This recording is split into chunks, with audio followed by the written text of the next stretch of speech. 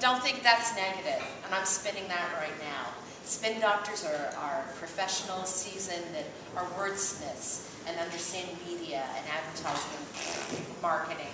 So tonight, the other thing I wanted to bring up before we get started is everybody thinks they can do PR and everybody thinks they can do marketing.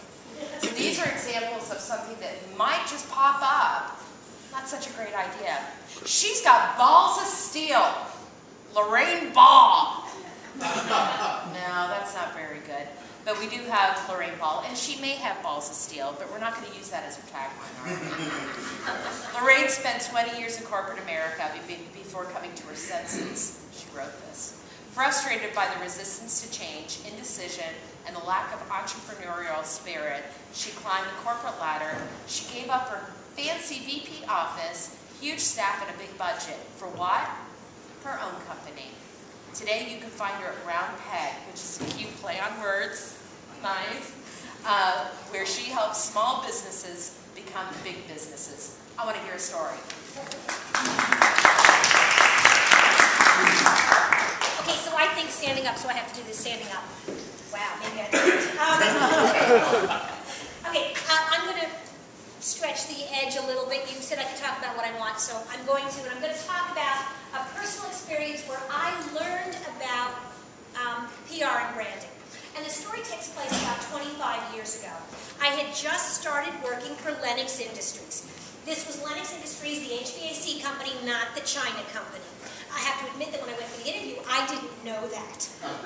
Okay, but I went to work for the HVAC company, and what you need to know about Lennox was Lennox 25 years ago was two things. Number one, they were a very male-oriented business.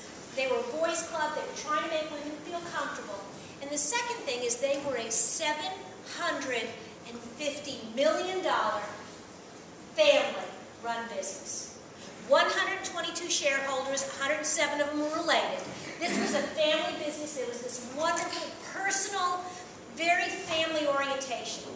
And so, 3 weeks into my job, we had an anniversary for one of the guys who was working with us. He'd been there 20 years, and we were having cake, we were having coffee, and it happened to be a day when all of the managers and all the senior execs were in, and they all came down to congratulate Roger. My boss thought this was a great time to introduce me to the president of the company and all of his staff. Lorraine, come meet everybody. And so, of course, I did. But at the time, I had a cup of coffee in my hand, and this is a very simple maneuver. Every PR professional knows how to do this. Pass, extend. Pass, extend, pass, extend, pass, extend. Somewhere between pass and extend, I lost the cup of coffee. Now, it would have been okay, except I was also, it was a full cup of coffee. And it bounced. And I looked over, and 3 weeks into the job, I looked over at my boss, and he's wearing coffee from his knee to his ankle. And I looked down, and yeah, I'm doing about the same. And I was hoping, God, at that moment I was praying, please, Lord, just let the ground open up, it'll swallow me whole. Those of you that are PR professionals, let me translate the experience. Imagine the reporter has just asked you a question you do not want to answer. Or better yet, your client has started to answer it for you. Unfortunately, there was no divine intervention, and the human brain, and what I learned in that moment was that the human brain does amazing things fired by a little bit of adrenaline. Time slows down around you and speeds up in here as I ran through all of the possible things that I could say or do at that moment. And I had a chance to evaluate all of those options based on my personal brand.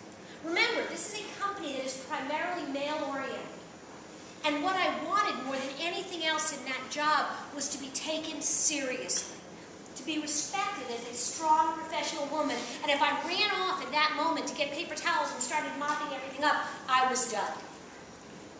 And so instead, what I did is I looked at the person who was standing in front of me, who happened to be the chief financial officer of the company, and I said to him, tell me, do you always have this effect on women? He started to answer me, and he stopped.